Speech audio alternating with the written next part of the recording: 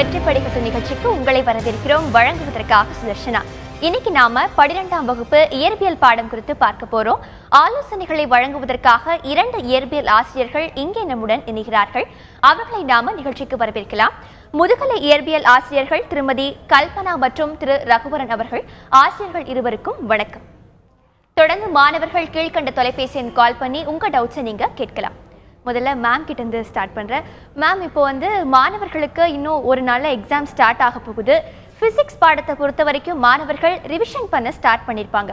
இப்போ அவங்க எந்த பகுதிகளெல்லாம் கான்சென்ட்ரேட் பண்ணி படிக்கணும், எந்தெந்த யூனிட்க்கு அவங்க ஃபர்ஸ்ட் முக்கியத்துவம் கொடுத்து படிக்க ஆரம்பிக்கணும்? Good question. ஸோ நீங்கள் கேட்டது எப்படி ரிவைஸ் பண்ணணும் பசங்க அப்படின்னு கேட்குறீங்க. ஆல்ரெடி அவங்க ப்ளூ பிரிண்ட்டை வச்சுட்டு பசங்க ஒரு ஷெடியூல் போட்டு பிளான் பண்ணி படிச்சுட்டு இருப்பாங்க. ஆல்ரெடி படித்ததையே நீ நல்லா ரிவைஸ் பண்ணிட்டேன். ஸோ எதையும் புதுசாக இப்போ எடுத்து படிக்க வேண்டாம். ஃபர்ஸ்ட் திங், நீ என்ன படிச்சிருக்கியோ அதை நல்லா ரிவைஸ் பண்ணிக்கோ, அதில் தரோவாக இருக்கணும். Second, if you have time இருக்குது, என்னால் படிக்க முடியும் அப்படின்றது போது திரும்ப அந்த படிக்காத ஒரு பாடத்தையும் எடுத்து படிக்கலாம். இப்போ உட்காந்து அந்த லாஸ்ட் மினிட் ப்ரிப்பரேஷன்ன்றது ரொம்ப ஹெல்ப் பண்ணும் உனக்கு எக்ஸாமுக்கு. ஸோ ஃபர்ஸ்ட் திங், நீ சேஃபர் சைடில் இருக்கணும்னா நீ என்ன படிச்சிருக்கியோ அதை நல்லா ரிவைஸ் பண்ணிவிட்டு தரோவாக ரிவைஸ் பண்ணிவிட்டு அதுக்கப்புறம் எது படிக்கலையோ அந்த பாடத்தையும் எடுத்து இப்போ படிக்கணும்னு நினச்சா படிக்கலாம். That is the correct way of revising. தான் ஃபஸ்ட்டு படித்ததை நல்லா தரவு பண்ணிக்கணும். டைம் இருக்குன்ற பட்சத்தில் மீதி படிக்காததையும் எடுத்து படிக்கலாம். ஓகே சார், அடுத்ததாக கொஷின் பேப்பர் பேட்டர்ன் பொறுத்த வரைக்கும் 1 மார்க் கொஷின் தான் ஃபர்ஸ்ட் வருது. இந்த 1 மதிப்பெண் கேள்விகளில் முழு மதிப்பெண் பெறுவது எப்படி சார்? ரொம்பவும் சுலபம். உங்களுக்கு 1 மதிப்பெண்ணில் 30க்கு 30 மார்க் வாங்குறது எல்லா மாணவர்களாலேயும் முடியும். முதல்ல என்ன செய்யணும்னா, நமக்கு புத்தகங்களுடைய 2 தொகுப்பு கொடுத்துருக்காங்க, வால்யூம் 1 வால்யூம் 2. வால்யூம் 1 பொறுத்த வரைக்கும் உங்களுக்கு 68 கேள்வி இருக்குது 5 அலகுகளில். அடுத்தது வால்யூம் 2 தொகுப்பு 2ல் உங்களுக்கு 66 கேள்வி இருக்குது. ஆக மொத்தம் 134 கேள்வி இருக்குது. இந்த 134 கேள்வியை முதல்ல நம்ம நல்லா தரவாக படிக்கும் பொழுது, நல்லா மனனம் செய்த பொழுது உங்களுக்கு என்ன பார்த்தீங்கன்னா, குறைஞ்சது 18 கேள்வியிலேருந்து 24 கேள்வி நம்மளால் பதில் சொல்ல முடியும். மீதி இருக்கக்கூடிய கேள்வி என்ன பார்த்தீங்கன்னா, உங்களுக்கு அந்த வரையறைகள் அதை பொறுத்து நம்மளுக்கு என்ன பார்த்தீங்கன்னா, இந்த கான்செப்ட் பேஸ்டு கொஸ்டின் அப்படின்னு சொல்லுவாங்க, அதை பொறுத்து வரும். அது மாதிரி வரக்கூடியது நம்ம கொஞ்சம் அழகாக நிதானமாக யோசித்து செய்யும் பொழுது மிக சுலபமாக 30க்கு 30 வாங்க முடியும்.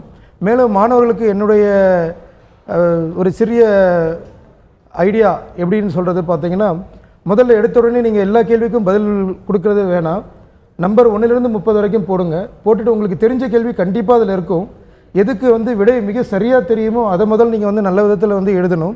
அதுக்கு அடுத்ததாக என்ன பார்த்தீங்கன்னா, மீதி கொஞ்சம் தெரிஞ்சு தெரியாத கேள்விகள் இருக்கும், அதுக்கு பதில் சொல்லணும். அதுக்கு அடுத்ததாக வரும்பொழுது தான் உங்களுக்கு என்ன பார்த்தீங்கன்னா, கணக்கு கொடுத்துருப்பாங்க, ப்ராப்ளம் சொல்லக்கூடியது. அது நீங்கள் அதுகளுடைய மதிப்புகளை சரியாக கணக்கிட்டு நீங்கள் எழுதும் பொழுது 30க்கு 30 மதிப்பெண் ரொம்ப சுலபமாக வாங்க முடியும். இப்போ இந்த 134 கேள்விகளை தவிர மீதி மேற்கொண்டு நீங்கள் தெரிஞ்சுக்கணும்னு சொல்லும் பொழுது உங்களுக்கு பழைய கேள்வித்தாள்கள் இருக்குது, சென்ற ஆண்டுகளுக்கான கேள்வித்தாள்கள் இருக்குது. 2006லேருந்து 2016 அக்டோபர் வரைக்கும் இருக்கக்கூடிய கேள்வித்தாள்கள் இருக்குது. அந்த கேள்வித்தாள்களுக்கான விடையெல்லாம் நீங்கள் தெரிஞ்சுக்கும் பொழுது உங்களுக்கு இந்த 30க்கு 30 மதிப்பெண் மிகவும் சாத்தியமே. மேலும் இந்த 1 மார்க் மதிப்பு செய்யும் பொழுது உங்களுடைய மனநிலை மிகவும் கவனமான மனநிலையில் வச்சுக்க வேண்டியிருக்கு. ஏன்னா உங்களுக்கு எந்த ஒரு டென்ஷனோ எந்த ஒரு ஆங்ஸைட்டியும் இல்லாமல் இருக்கும்பொழுது மட்டும்தான் உங்களால் 30க்கு 30 வாங்க முடியும். ஆனால் தொடர்ந்து பேசலாம். அடுத்ததாக தொலைபேசி வாயிலாக திலகவதி இணைகிறார். திலகவதி வணக்கம், உங்க கேள்வி என்ன, நீங்க கேட்கலாம். Hello, good evening sir. சொல்லுங்க திலகவதி, உங்க கேள்வி என்ன? 3 மார்க்ஸ் ஃபுல் மார்க் வாங்குறது எப்படி சார்? இப்போ ப்ராப்ளம் டைப் கொஸ்டின்ஸ் எந்த சாப்டர்ஸ் கான்சென்ட்ரேட் பண்ணணும் அப்படின்னு சொல்லுங்க சார். சார், அவங்க 3 மார்க் கொஸ்டின்ஸ்ல எப்படி முழு மதிப்பெண் பெறுவது, எந்தெந்த சாப்டர் கான்சென்ட்ரேட் பண்ணணும்னு கேட்குறாங்க. இப்போ 3 மார்க்கை பொறுத்த வரைக்கும் 45 மதிப்பெண்ணும் மிகவும் சுலபமாக வாங்க முடியும். திலகவதி, என்ன நீங்கள் செய்யணும்னா, முதல்ல 2வது அலகு எடுத்திருக்கீங்க இல்லையா, உங்களுக்கு கரண்ட் எலக்ட்ரிசிட்டி, அந்த ஒரு அலகை நீங்கள் படிக்கும் பொழுது உங்களுக்கு 3 கேள்விகளுக்கான விடை உங்களால் கொடுக்க முடியும். அடுத்தது 9வது பாடம் எடுத்துக்கிட்டிங்கன்னா உங்களுக்கு செமிகண்டக்டர் அண்ட் இட்ஸ் டிவைசஸ், குறைக்கடத்திகள், அதனுடைய பயன்பாடுகள் இருக்குது உங்களுக்கு. அதை படிக்கும்போது உங்களுக்கு 4 கேள்விகளுக்கான விடை உங்களால் கொடுக்க முடியும். நீங்கள் எழுத வேண்டியது மொத்தம் 15 கேள்வி எழுதுறீங்க 20க்கு. ஆனால் இந்த 2 அலகில் இருக்கக்கூடிய 3 மதிப்பெண்கள் மட்டும் நீங்கள் நல்லா படிக்கும்பொழுது 7 கேள்விகளுக்கான மார்க்கு உங்களால் வாங்கிட முடியும். மீதி இருக்கக்கூடியது என்ன பார்த்தீங்கன்னா, உங்களுக்கு என்னென்ன அலகுகள் நீங்கள் ஏற்கனவே படிச்சிருக்கீங்களோ அதில் இருக்கக்கூடியது நீங்கள் நல்லா எழுதி பார்த்து பழக்கப்படுத்திக்கிட்டிங்கனாலே உங்களால் வாங்க முடியும். நீங்கள் கணக்குகள் கேட்கும் பொழுது ப்ராப்ளம் பொறுத்த வரைக்கும் உங்களுக்கு என்ன பார்த்தீங்கன்னா, ஏற்கனவே உங்களுக்கு பழைய கேள்வித்தாள்கள் இருக்கக்கூடிய இந்த கேள்விகளை தான் கூடுமான வரைக்கும் வந்து அவங்க வந்து கேட்கறதுக்கான வாய்ப்புகள் இருக்குது. அது மாதிரி இருக்கிறது வந்து நீங்கள் வந்து திரும்ப அதை வந்து போட்டு பார்க்கலாம், அல்லது உங்கள் பள்ளி ஆசிரியர் இடத்துலையோ கேட்டு அதுக்கான சந்தேகத்தை நீங்கள் வந்து நிவர்த்தி பண்ணிக்கலாம். இது மட்டும் செய்தீங்கனாலே உங்களால் வந்து 3 மதிப்பெண்களை 45க்கு 45 மதிப்பெண்கள் கண்டிப்பாக வாங்க முடியும். Okay sir. அடுத்ததாக தொலைபேசி வாயிலாக விழுப்புரத்திலிருந்து சூர்யா. சூர்யா வணக்கம், உங்க கேள்வி என்ன சூர்யா? நீங்க கேட்கலாம். என்ன இருக்கு எந்த பாடத்துல இருந்து மேடம் அதிகமா படிக்கலாம்? ஆமா, அவர் வந்து 10 மார்க் எந்த பாடத்துல இருந்து படிக்கணும்னு கேக்குறாரு. அதுக்கு 10 மார்க்கை பொறுத்த வரைக்கும் ப்ளூ பிரிண்ட்டை வச்சு படிச்சிங்கன்னா ஈஸியாக 40க்கு 40 மார்க் எடுத்துடலாம். ஏன்னா உங்களுக்கு 50% சாய்ஸ் இருக்குது 10 மார்க்ஸ்க்கு. So first lesson, 4th lesson, 6th, 8th இந்த 4 லெசனில் இருக்கிற எல்லா 10 மார்க்ஸையும் தரோவாக படிச்சிங்கன்னா ஈஸியாக 40க்கு 40 எடுத்துடலாம். ஸோ ப்ளூ பிரிண்ட்டை பேஸ் பண்ணி இந்த 4 லெசனில் இருக்கிற எல்லா 10 மார்க்கையும் படிக்கணும். ஸோ 4 லெசன் தான் செலக்ட் பண்ணியிருக்கேன்னா அந்த 4 லெசனில் இருக்கிற ஒரு 10 மார்க்கையும் நீ ஒமிட் பண்ணக்கூடாது, எல்லாமே படித்தாதான் முடியும். இல்லை சேஃபர் சைடு எனக்கு டவுட்டாக இருக்குன்னா ஒரு லெசன் 5th லெசனை செலக்ட் பண்ணிவிட்டு அந்த 5th லெசனில் இருக்கிற 10 மார்க்கை படித்தா கண்டிப்பாக ப்ளூ பிரிண்ட்டை பேஸ் பண்ணி 10 மார்க்கில் 40க்கு 40 ஈஸியாகவும் எடுக்கலாம். ஏன்னா 8 கொடுத்துட்டு 4 தான் கேட்குறாங்க. ஸோ அப்படி இருக்க பட்சத்தில் உங்களுக்கு ரொம்ப ஈஸியாகவே 10 மார்க்குல 40க்கு 40 எடுக்கலாம், ப்ளூ பிரிண்ட்டை ஃபாலோ பண்ணலாம். Okay ma'am. அடுத்ததாக தொலைபேசி வாயிலாக சென்னையிலிருந்து அகிலேஷ். அகிலேஷ் வணக்கம், உங்க கேள்வி என்ன? நீங்க கேட்கலாம். ஹலோ, சொல்லுங்க அகிலேஷ், உங்க கேள்வி என்ன? நான் 12th ஸ்டாண்டர்ட் இல்லை 10th ஸ்டாண்டர்ட் தான். சொல்லுங்க அகிலேஷ். எனக்கு இந்த சயின்ஸில் எப்படி 1 மார்க் எடுக்கிறதுன்னு டவுட்டாக இருக்கு. ஓகே சார், வந்து ஒரு மதிப்பெண் எப்படி முழுசா எடுக்கலாம் அப்படின்றத பற்றி சொல்லுங்க. 10th ஸ்டாண்டர்டில் கேட்குறாங்க. உங்களுக்கு 10th ஸ்டாண்டர்டை பொறுத்த வரைக்கும் ஒன்றும் கஷ்டம் கிடையாது அகிலேஷ். என்ன பண்ணணும்னா நீங்கள் வந்து உங்களுக்கு வந்து ஒவ்வொரு அலகினுடைய முடிவிலையும் உங்களுக்கு வந்து ஒரு மதிப்பெண் கொடுத்துருக்காங்க இல்லையா, அதை நீங்கள் முதல்ல நல்லா படிங்க. அதுக்கு பிறகு உங்கள் பள்ளி ஆசிரியர்கிட்ட போய் கேளுங்க, வேறு எந்த விதத்துலலாம் உங்களுக்கு வந்து கேள்வியெல்லாம் கேட்க முடியுன்றதை கேளுங்க. அவங்க அதுக்கேற்ற மாதிரி வழிகாட்டுவாங்க. அந்த அறிவுறுத்தலின்படி நீங்கள் வந்து படிச்சிங்கன்னா உங்களால் வந்து 10வதுலேயே அறிவியலை பொறுத்த வரைக்கும் உங்களுக்கு வந்து முழு மதிப்பெண்கள் 1 மார்க்கில் வாங்க முடியும். ஓகே, நம்ம தொடர்ந்து பேசலாம் சார். அடுத்ததாக தொலைபேசி வாயிலாக சென்னையிலிருந்து வெங்கடேஷ். வெங்கடேஷ் வணக்கம், உங்க கேள்வி என்ன? நீங்க கேட்கலாம். ஹலோ. சொல்லுங்க வெங்கடேஷ், உங்க கேள்வி என்ன? மேடம், நான் வந்து 12th கரஸ்ல தான் படிக்கிறேன். எனக்கு இப்போலாம் நான் இதுவரையும் எக்ஸாம் அட்டன் பண்ணதே கிடையாது. எப்படி பண்றதுன்னு தெரியல, ஒரு பயமா இருக்கு. அதெல்லாமே இம்பார்ட்டன்ட் எதுனே தெரியல எல்லா சப்ஜெக்ட்லயுமே. கண்டிப்பா அவருக்கு வந்து எக்ஸாம் ஃபியர் இருக்கு அப்படின்னு சொல்றாரு. எது இம்பார்ட்டண்டா படிக்கணும்னு கேக்குறாரு. இதுக்கு ஆன்சர் பண்ணுங்க. அவன் பேர் என்ன? மாணவனுடைய பெயர் அகிலேஷ். அகிலேஷ், உனக்கு எக்ஸாம் ஃபியர் இருக்குன்னு சொல்ற. ஃபர்ஸ்ட் ஆஃப் ஆல் அந்த ஃபியரை வச்சுட்டு இருந்தா கண்டிப்பா நீ என்ன படிச்சாலும் மறந்துடும்பா அகிலேஷ். அதனால ஃபர்ஸ்ட் அந்த ஃபியரை எடுத்து வெளியே வச்சிரு, சந்தோஷமா என்ஜாய் பண்ணு. நம்ம Narendra Modi sir prime minister சொன்ன மாதிரி இந்த மந்த் மார்ச்சை வந்து ஃபெஸ்டிவல் மந்த்தாக என்ஜாய் பண்ணு, செலிப்ரேட் பண்ணு. அப்போ அந்த ஃபியரை ஃபஸ்ட்டு போக்கிடு. அதுக்கப்புறம் உட்காந்துட்டு நீ என்ன இது வரைக்கும் படிச்சிருக்கியோ அதை ரிவைஸ் பண்ணு. அதை பொறுமையாக ரிவைஸ் பண்ணி படிச்சுட்டு பயம்ன்றது இல்லாமல் போய் உட்காந்து எழுது. ஃபர்ஸ்ட் ஆஃப் ஆல் எக்ஸாம் போகிறதுக்கு முன்னாடியும் எக்ஸாம் முடிச்ச பிறகும் ஃப்ரெண்ட்ஸ் கிட்ட யார்கிட்டையும் டிஸ்கஸ் பண்ணாத. டேய், நீ இதை படிச்சிட்டியா? நான் இதை படிச்சிருக்கேன். இன்னொரு ஃப்ரெண்டு சொல்லுவான், இதுதான் முக்கியமான கேள்விடா, இதை நீ படிக்கலையான்னு கேட்பான். ஸோ அதுக்கு பெட்டர் இதெல்லாம் அவாய்ட் பண்ணணும்னா ஃப்ரெண்ட்ஸ் கிட்ட எந்த ஒரு டிஸ்கஷனும் வேண்டாம். ஃப்ரெண்ட்ஸ் கிட்ட பேசாமல் நீ என்ன படிச்சிருக்கியோ அதை ரிவைஸ் பண்ணிவிட்டு தைரியமாக போய் எக்ஸாம் எழுது. அது போதும். எக்ஸாம் எழுதி முடித்த பிறகும் நீ எதையும் ஃப்ரெண்ட்ஸ் கிட்ட டிஸ்கஸ் பண்ண வேண்டாம். ஃபியர் இருந்தால் நீ படித்ததெல்லாம் மறந்து போயிடும். அதனால் அந்த பயத்தை எடுத்து வச்சுட்டு என்ஜாய் பண்ணு உன்னுடைய படிப்பை. எழுதிப்பார். எழுதி பார்த்தீங்கன்னா அந்த பயம்ன்றது இருக்காது. உனக்கு ஒரு கான்ஃபிடென்ட் வரும். நீ என்ன படிச்சிருக்க? 4 லெசன் படிச்சிருக்கியா? அந்த 4 லெசனில் என்னென்ன படிக்கிறியோ எழுதி டயக்ராம்லாம் வரைஞ்சி பாரு. டெரிவேஷன்ஸ்லாம் எழுதி பார்த்துட்டே வா. உனக்கே ஒரு கான்ஃபிடென்ட் வரும். செல்ஃப் டெஸ்ட் எழுது. ஒரு 10 மார்க்ஸ் வந்து 10 மினிட்ஸில் நான் முடிக்கணும், 15 மினிட்ஸில் முடிக்கணும்னா எழுதிப்பார். டைம் மேனேஜ்மெண்ட்டோட ஒரு 10 மார்க்கை 15 நிமிஷத்தில் நான் எழுதி முடிக்கிறேன்னா அப்படி எழுதிப்பார். இதெல்லாம் உனக்கு வந்து அந்த பயத்தை நீக்கிட்டு ஒரு கான்ஃபிடென்ட்டை கொடுக்கும் எக்ஸாமை அப்ரோச் பண்றது. கண்டிப்பா நீங்க சொன்ன மாதிரி அந்த எக்ஸாம் ஃபியரை ஓவர் கம் பண்ணாலே மாணவர்கள் நிறைய மதிப்பெண்கள் எடுக்கலாம். கண்டிப்பா. நம்ம தொடர்ந்து பேசலாம் மேம். அடுத்ததாக தொலைபேசி வாயிலாக வெங்கடேஷ் இணைகிறார். வெங்கடேஷ் வணக்கம், உங்க கேள்வி என்ன? நீங்க கேட்கலாம். அடுத்ததாக தொலைபேசி வாயிலாக லாவண்யா. லாவண்யா வணக்கம், உங்க கேள்வி என்ன? லாவண்யா. Hello sir. ஹலோ, சொல்லுங்க லாவண்யா, உங்க கேள்வி என்ன? கம்பல்சரி சம் என்னென்ன சாப்டர் பாக்குறது, அது ஆன்சர் மெமரி பண்றது எப்படி? எனக்கு முடியல அது பாக்கிறதுக்கு. ஓகே சார், அவங்க வந்து கம்பல்சரி ப்ராப்ளம் எந்தெந்த சாப்டர்ல இருந்து படிக்கணும் அப்படின்னு கேக்குறாங்க. லாவண்யா, இப்போ கம்பல்சரி ப்ராப்ளம் நீங்கள் வந்து கேட்குறீங்க. இப்போ கம்பல்சரி ப்ராப்ளம் நீங்கள் வந்து இந்த 10 வருஷ கொஸ்டின் பேப்பர் எடுத்து பார்த்தீங்கன்னா உங்களுக்கு இது வரைக்கும் 4 தடவை வந்து 8வது பாடத்துலேருந்து கேட்டிருக்காங்க. உங்களுக்கு நியூக்ளியர் ஃபிசிக்ஸில் இருந்து கேட்டிருக்காங்க. 3 தடவை உங்களுக்கு வந்து 5வது பாடம் electromagnetic waves and wave ஆப்டிக்ஸ்லேருந்து கேட்டிருக்காங்க. 2 தடவை உங்களுக்கு வந்து சாப்டர் 2 கரண்ட் எலக்ட்ரிசிட்டிலேருந்து கேட்டிருக்காங்க. 2 தடவை உங்களுக்கு வந்து சாப்டர் 3லேருந்து கேட்டிருக்காங்க. இப்போ அதனால் 2 தடவை வந்து உங்களுக்கு வந்து சாப்டர் 7 உங்களுக்கு ரிலேட்டிவிட்டிலேருந்து கேட்டிருக்காங்க. அதனால் என்ன பார்த்தீங்கன்னா உங்களுக்கு வந்து இந்த யூனிட்லேருந்து தான் வரும்னு யாராலையும் சொல்லவே முடியாது. அதனால் என்ன பார்த்தீங்கன்னா இந்த ஏற்கனவே கேட்டிருந்த கேள்விகள் இருக்கக்கூடிய அந்த யூனிட்ஸில் இருக்கிறதெல்லாம் தரவை பார்த்துக்கிட்டு மேற்கொண்டு நீங்கள் என்ன பார்க்கணுன்னா, இது சாப்டர் 9லேருந்து இது வரைக்கும் கேட்டதே கிடையாது, சாப்டர் 10லேருந்து அவங்க வந்து கேட்குறதே கிடையாது. இப்போ மீதி யூனிட்லாம் நீங்கள் ஓரளவுக்கு பார்த்துக்கோங்க. இப்போ உங்களுக்கு வந்து 145+ உங்களால் வாங்க முடியுன்ற ஒரு நம்பிக்கை இருக்கும்பொழுது மட்டும் நீங்கள் இந்த 5 மார்க்குக்காக நீங்கள் வந்து பார்க்குறது வந்து அட்வைசபிள். நீங்கள் வந்து இல்லை சார் எனக்கு வந்து அதுக்கு கொஞ்சம் மாறுபடும் சார் என்னுடைய எய்ம் அப்படின்னு நீங்கள் சொன்னீங்கன்னா இந்த 5 மார்க்கை பற்றி நீங்கள் வந்து கவலைப்படாமல் இருக்கிறதா எனக்கு மனசில் படுறது. கண்டிப்பா சார், எல்லா மாணவர்களுக்கும் இருக்கிற டவுட் கம்பல்சரி ப்ராப்ளம் எப்படி அட்டென்ட் பண்றது நம்ம தொடர்ந்து பேசலாம் சார். தற்போது 12ஆம் வகுப்பு மாணவி ஒருவர் இயற்பியல் பாடம் சம்பந்தமா ஒரு கேள்வி கேட்கிறாரு. அவர் என்ன கேட்கிறாருன்னு பார்க்கலாம். எனக்கு இப்போ வந்து பார்த்தீங்கன்னா ஃபிசிக்ஸில் 10 மார்க்ஸ் எப்படி அட்டன் பண்ணலான்ற ஒரு டவுட் இருக்குது. 10 மார்க்ஸை பொறுத்த வரைக்கும் நம்ம ப்ளூ பிரிண்ட்டை மட்டும் ஃபாலோ பண்ணால் நல்லா இருக்குமா, இல்லை எமர்ஜென்சிக்கு ஒரு 10 கொஸ்டின் படிச்சுக்கிட்டா நல்லா இருக்குமா? மேம், அவங்க வந்து இப்போ ப்ளூ பிரிண்ட் ஃபாலோ பண்ணி மட்டும் படிச்சா போகுதுமா அப்படின்னு கேட்குறாங்க. இதுக்கு உங்களோட ஆன்சர்? அதாவது 10 மார்க் பகுதி 10 மார்க்ஸ் எடுக்கணும்னா 40க்கு 40 ப்ளூ பிரிண்ட்டை ஃபாலோ பண்ணாலே 40க்கு 40 எடுக்கலாம்.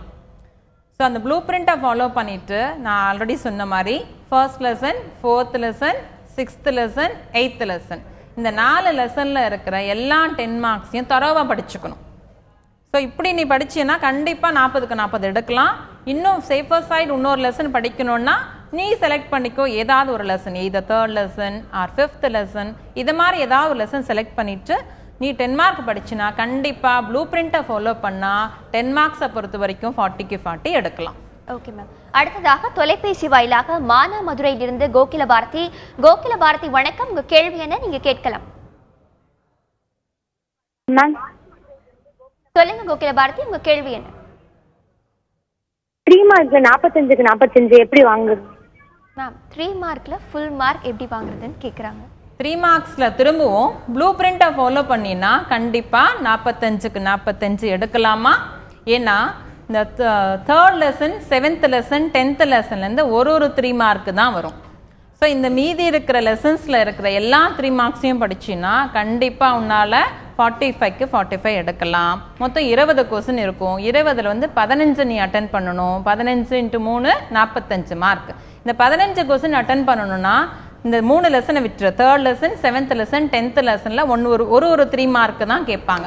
மீதி இருக்கிற லெசனில் இருக்கிற 17 கொஸ்டின்ஸ் வந்துருச்சுன்னா கண்டிப்பாக உன்னால் 3 மார்க்ஸில் 45க்கு 45 எடுக்கலாம். அதுலேயும் ப்ராப்ளம்ஸ் கேட்பாங்க. ஸோ 15 வந்து தியரி பார்ட்டை கேட்டுட்டு 5 ப்ராப்ளம் கேட்பாங்க. ஸோ இந்த 5 ப்ராப்ளமையும் நீ படித்து வச்சுக்கணுன்னா ஆல்ரெடி நீ செலக்ட் பண்ணியிருக்க இல்லையா, எது செலக்ட் பண்ணியிருக்க? 3rd lesson, 7th lesson, 10th lesson வேண்டாமா? மீதி இருக்கிற எல்லா லெசன்லையும் 3 மார்க்ஸ் படிக்கும்போது அதில் இருக்கிற ப்ராப்ளமும் போட்டு பார்க்கணும். கம்பல்சரி ப்ராப்ளம் 3 மார்க்கில் கிடையாது, 5 மார்க்ஸில் தான் இருக்குது. இங்கே வந்து இந்த மாதிரி ப்ளூ பிரிண்ட்டை வச்சு படிக்கும்போது ஃபர்ஸ்ட் அந்த புக் பேக்கில் இருக்கிற எக்ஸசைஸை, சால்வ்டில் இருக்கிற எல்லா 3 மார்க்ஸையும் சால்வ் பண்ணி பார்த்தா கண்டிப்பாக you can able to get 45 out of 45 இன் 3 மார்க்ஸ். மேம், நீங்க இப்போ ப்ராப்ளம் பத்தி சொல்லும்போது கம்பல்சரி ப்ராப்ளம்னாலே மாணவர்களுக்கு ஒரு விதமான பயம் வந்துருது. எந்த யூனிட்ல இருந்து அதை போக்குறதுக்கு அவங்க எப்படி அந்த கம்பல்சரி ப்ராப்ளம் பிராக்டிஸ் பண்ணணும்னு சொல்லுங்க. உனக்கு ரொம்ப ஈஸி. ஆனால் அகெயின் ஃபர்ஸ்ட் லெசன்லேருந்து 9th லெசன் வரைக்கும் இருக்கிற எல்லா 5 மார்க்ஸ் ப்ராப்ளமையும் சால்வ் பண்ணி பார்த்தா தான் உனக்கு அந்த தைரியம் வரும் ஃபர்ஸ்ட். ஸோ அதுலேயும் எக்ஸசைஸ்லேயும் 5 மார்க்ஸ் ப்ராப்ளம் இருக்கும், சால்வ்லையும் 5 மார்க்ஸ் ப்ராப்ளம் இருக்கும். ஸோ உன்னுடைய சாய்ஸ் அது. ஏன்னா சில மாணவர்களுக்கு வந்து ஃபர்ஸ்ட் லெசன் எடுத்தான்னா ஃபர்ஸ்ட் லெசனில் சால்வ்டில் இருக்கிற ப்ராப்ளமாக எனக்கு ஈஸியாக இருக்குது மேம் அப்படின்வாங்க. சில பசங்க வந்து எக்ஸசைஸ் வேண்டாம் சால்வ்டு பார்த்துக்கிறேன், இல்லை சால்வ்டு வேண்டாம் எக்ஸசைஸ் பார்த்துக்கிறேன்னு சொல்லுவாங்க. ஸோ நீ வந்து அந்த சாய்ஸ் உன்னுடையது, அது மாணவர்களை பொறுத்து அவங்க டிசைட் பண்ணிக்கலாம். ஆனால் நீ டிசைட் பண்ணினா ஃபர்ஸ்ட் சாப்டர்லேருந்து 9th சாப்டர் வரைக்கும் இருக்கிற எல்லா 5 மார்க்ஸ் ப்ராப்ளமும் தரோவாக போட்டு பார்க்கணும். எல்லாமே போடணும்னா either exercise R solve. First chapter எடுத்தீங்கன்னா நீ சால்வ் உனக்கு ஈஸியாக இருக்குன்னா சால்வில் இருக்க எல்லா ப்ராப்ளமும் 5 மார்க் ப்ராப்ளம் போட்டு பார்த்துரு. செகண்ட் சாப்டர் எடுத்தா செகண்ட் சாப்டர்ல நீ டிசைட் பண்ணிக்கோ, என்ன எக்ஸசைஸ்ல எடுத்து போட போறியா இல்லை சால்வில் எடுத்து போட போறியா, அதையும் நீ தான் டிசைட் பண்ணும். ஸோ இது மாதிரி ஒவ்வொரு சாப்டர்லையும் நீ டிசைட் பண்ணி வச்சுக்கோ. இப்போவே உன் நோட் புக் எடுத்துட்டு ஃபர்ஸ்ட் சாப்டரில் நான் சால்வில் இருக்கிற ப்ராப்ளம் எல்லாம் போட்டு பார்த்துட்டேன், செகண்ட் சாப்டரில், தேர்ட் சாப்டர், இது மாதிரி ஃபர்ஸ்ட் டு 9 சாப்டர்ஸ் எல்லா லெசன்லையும் இருக்கிற எக்ஸசைஸ் ஆர் சால்வ். ஸோ இது போடும்போது உனக்கு ஒரு தரோவா போட்டு பார்த்தீங்கன்னா ஒரு கான்ஃபிடென்ட் வந்துடும். கண்டிப்பா நீங்க சொல்ற மாதிரி எக்ஸசைஸ் அண்ட் சால்வ் ப்ராப்ளம் ரெண்டுமே ஏன்னா இன்டர்னல் சாய்ஸோட தான் கம்பல்சரி ப்ராப்ளம் கேட்குறாங்க. இப்போ ஒரு சாப்டர் எடுத்துட்டானா ஒரு சாப்டர்ல இருந்து இன்டர்னல் சாய்ஸ் எப்படி கேட்பான்னா ஒன்னு வந்து எக்ஸசைஸ்ல இருந்து எடுப்பான், ஒன்னு சால்வ்ல இருந்து எடுப்பான். சோ நீ எதையாவது ஒன்னு செலக்ட் பண்ணி படிக்கும்போது உனக்கு ப்ராபபிலிட்டி பார்த்தா கண்டிப்பா ஒரு ப்ராப்ளம் உன்னால அட்டெண்ட் பண்ண முடியும். நம்ம தொடர்ந்து பேசலாம் மேம். அடுத்ததாக தொலைபேசி வாயிலாக சேலத்துல இருந்து ஜெசிகா. ஜெசிகா வணக்கம், உங்க கேள்வி என்ன ஜெசிகா? கம்பல்சரி ப்ராப்ளம் தவிர்த்து 5 மார்க்ல வேற என்ன ப்ராப்ளம்ஸ் வருது இல்ல வேற ஃபர்ஸ்ட் லெசன் செகண்ட் லெசன்லலாம்? சார் அவங்க வந்து கம்பல்சரி ப்ராப்ளம் தவிர எந்தெந்த லெசன்ல இருந்துலாம் 5 மார்க் ப்ராப்ளம் வரும்னு கேக்குறாங்க.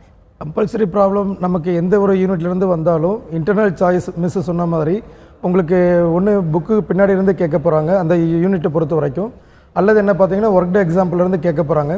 இது தவிர நீங்கள் வேறு என்னெல்லாம் பார்த்துக்கலாம் பார்த்தீங்கன்னா உங்களுக்கு வந்து கொஞ்சம் அதிகமாக ப்ரையாரிட்டி கொடுக்குறோன்னா 3வது பாடம், அடுத்தது உங்களுக்கு வந்து 5வது பாடம், 7வது பாடம், 2வது பாடம், இதில் இருக்கிறதெல்லாம் ரொம்ப நல்லா தரவாக பார்த்துக்கோங்க.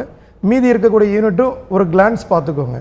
ஏன்னா உங்களுக்கு வந்து என்ன பார்த்தீங்கன்னா compulsory problem if you are aiming for 150 out of 150 then you have to go through all the chapters except 10 including 10.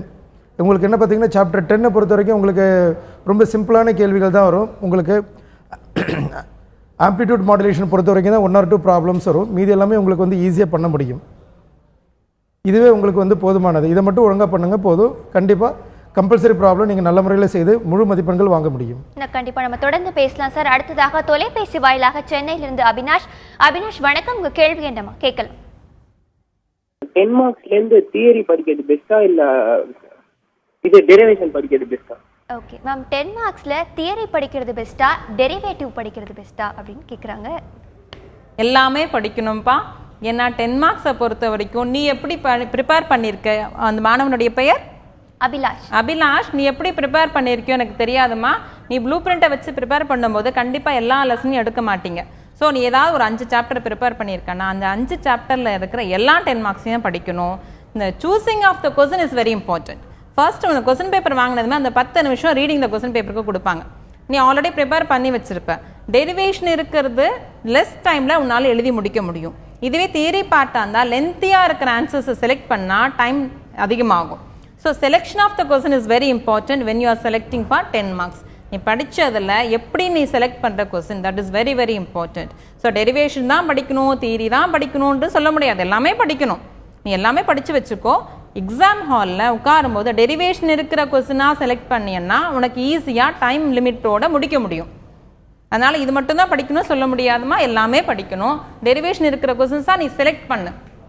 That is very important. Selection of the question is very important. Selection of questions ரொம்ப important சொல்லியிருந்தீங்க.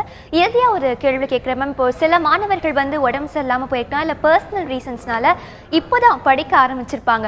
So அவங்க pass பண்ணதுக்கு என்னென்ன சாப்டர்ஸ்லாம் இப்போ படிக்கணும், அது மட்டும் இல்லாமல் நிறைய மாணவர்கள் சொல்லுவாங்க நல்லா படிச்சிருக்கேன் ஆனால் எக்ஸாம் ஹாலுக்கு போய் மறந்துடுது அப்படின்னு சொல்கிறாங்க.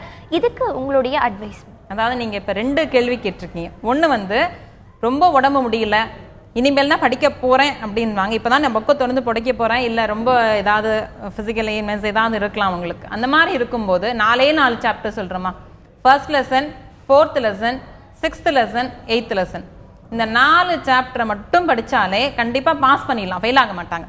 ஸோ இது மினிமம்.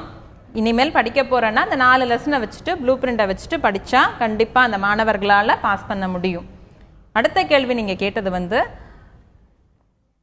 மாணவர்கள் வந்து நல்லா படிச்சிருவாங்க ஆனா எக்ஸாம் ஹால் போனே மறந்துருது அப்படின்னு. மறந்துருது எப்ப நீ மறப்ப அப்படின்னா நீ கான்ஃபிடென்ட்டா இல்ல அப்படின்ற பட்சத்துல தான் உனக்கு மறந்துருதுன்ற ஒரு கேள்வியே வரும். நீ ஒரு கொஸ்டினை படிக்கிறன்னா அது எப்பயுமே ஒரு ஸ்டோரி மாதிரி படிக்க கத்துக்கணும். குழந்தைங்க எல்லாருமே யார் படிச்சாலும், பிசிக்ஸ்ன்னு கிடையாது, எந்த ஒரு சப்ஜெக்ட் படிச்சாலும் ஒரு கேள்வி எடுத்து படிக்கிறேன்னா 3 ஞாபகம் வச்சுக்கோ. முதல்ல என்ன படிக்கிற, அந்த கேள்வியை தரோவாரு. நான் இதுதான் படிக்கிறேன்றது தெரியாமலே சில குழந்தைங்க படிச்சுட்டு இருக்காங்க. அவனுக்கு எல்லாம் படிச்சிருப்பான், இந்த ஆன்சருக்கு வந்து இதுதான் கேள்வின்னு தெரிய மாட்டேங்குது. ஸோ படிக்கும்போது இதுதான் கேள்வி. இந்த கேள்விக்கு ஆகக்கூடிய ஆன்சரை வந்து நான் இப்படி எழுதணும். இதில் டயக்ராம் இருக்குது. இப்போ ஃபார் எக்ஸாம்பிள் ஃபர்ஸ்ட் லெசனில் வேண்டிகிராஃப் ஜெனரேட்டர் இருக்கு இல்லையா, அந்த வேண்டிகிராஃப் ஜெனரேட்டரை படிக்கும்போது எப்படி படிக்கணும், தியரி அது. ஸோ லென்த்தி கொஸ்டின், ஆன்சர் எழுதுறது நேரம் ஆகும். ஸோ அதை எப்படி ஈஸியாக படிக்கலாம்னா just you remember only the diagram நல்லா தரவு பண்ணிக்கோங்க. எல்லா குழந்தைங்களுமே படிக்கும்போது ரஃப் நோட்டை வச்சு நல்லா வரைஞ்சி எழுதி பார்த்தா அது மனசில் பதியும். உனக்கு உன் கைப்பட எழுதும்போது நல்ல மனசில் பதியும். ஸோ இந்த வேண்டிகிராஃப் ஜெனரேட்டர் டயக்ராம் நல்லா தரவு பண்ணிக்கிட்டேன்னா அதில் என்ன நீ செய்ய போகிற, what you are going to do, what you are going to derive, அதை எக்ஸ்பிளைன் பண்ண போகிறேன்றது புரிஞ்சுக்கும். அது கொஸ்டின்லேயே வந்துடும். எதுக்காக வேண்டிகிராஃப் ஜெனரேட்டர் யூஸ் பண்ணுறோம், to accelerate the charges to a very high potential. அப்போ அது எந்த பிரின்சிபலில் ஒர்க் ஆகுது, ரெண்டே ரெண்டு, ஒன்று எலக்ட்ரோஸ்டாட்டிக் இண்டக்ஷன், இன்னொன்று ஆக்ஷன் ஆஃப் பாயிண்ட்ஸ். ஸோ அதனுடைய பிரின்சிபல் என்ன அதை தெரிஞ்சுக்கிட்டு டயக்ராம் தரவாக இருந்தீங்கன்னா அந்த டயக்ராம் பார்த்துட்டே அதனுடைய கன்ஸ்ட்ரக்ஷன் பார்ட்டை எழுதிடலாம். அடுத்தது ஒர்க்கிங் படிக்கும்போது டயக்ராம் பார்த்துட்டு எப்படி பண்ணுறோம், என்ன இன்புட் கொடுக்குற, 10⁴ வோல்ட் கொடுக்குற, இந்த ரெண்டு பிரின்சிபலை யூஸ் பண்ணிட்டு எவ்வளோ பொட்டென்ஷியல் அவுட்புட் கிடைக்குது, 10⁷ வோல்ட். இதுதான் நீ செய்ய போகிற ஒர்க்கிங் பார்ட்டில். அதை டயக்ராம் பார்த்துட்டு ஒரு வாட்டி படி, நீயா மனசில் சொல்லிப்பாரு, ஒரு ஸ்டோரி மாதிரி படிச்சுன்னா கண்டிப்பாக எழுதி பார்த்து படிக்கும்போது அவங்களால நல்லா கண்டிப்பாக அதை மனப்பாடம் பண்ணக்கூடாது. புரிஞ்சுக்கிட்டு படித்தா கண்டிப்பாக அந்த எக்ஸாம் ஹாலில் உட்காரும் போது எனக்கு ஸ்டக் ஆகுது, எனக்கு மறந்து போகுது, ஸ்டார்டிங் என்ன இது தெரியல அப்படின் போது நீ ப்ரிப்பரேஷன் மெத்தட்லேயே ஏதோ தப்பு இருக்குது. ஸோ நீ படிக்கும்போது ஒரு கதை மாதிரி சொல்லி பார்க்கணும். அதே மாதிரி மாணவர்கள் படிக்கும்போது கண்டினியூஸாக படிக்கக்கூடாது.